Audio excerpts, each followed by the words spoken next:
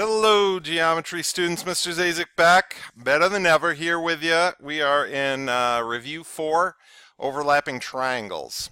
And a lot of times when we have overlapping triangles, kind of what we want to look for, or we want to think similar, that there's some kind of similarity possibility, and therefore when things are similar, corresponding sides are proportional.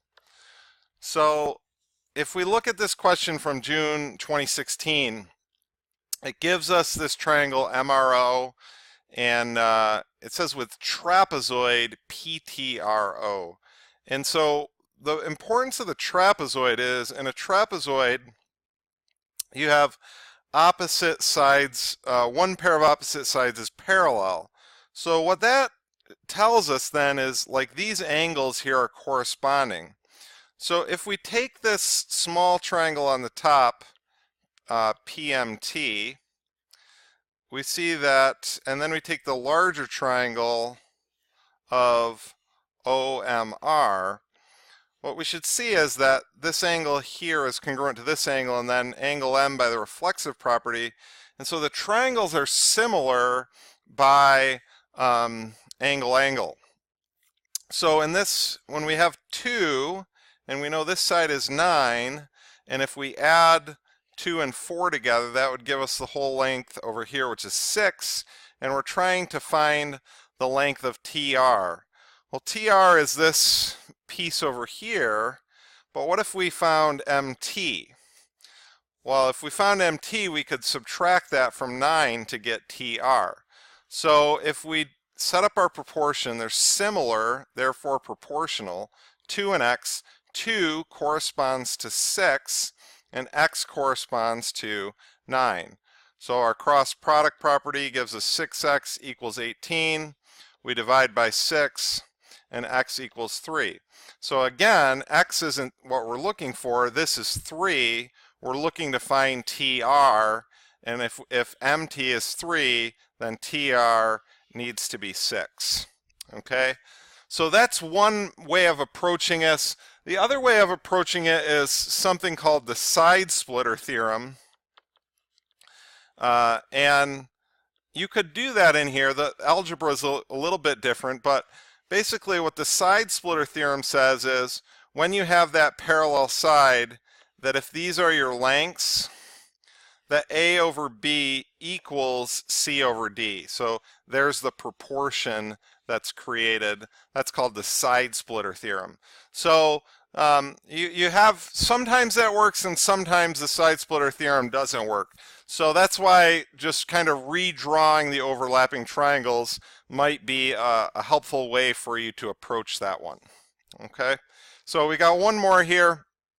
It says in triangle SCU, we see these points below. Segment is OT is drawn so that angle C is congruent to angle OT. Whoops, that's not it. Angle OTU, this angle up here. So if we draw these two triangles separately, we've got CSU, and then we've got OTU.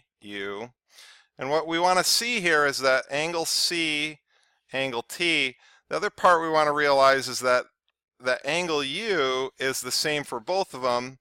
And if two of the angles are the same, then the third angle will also be the same.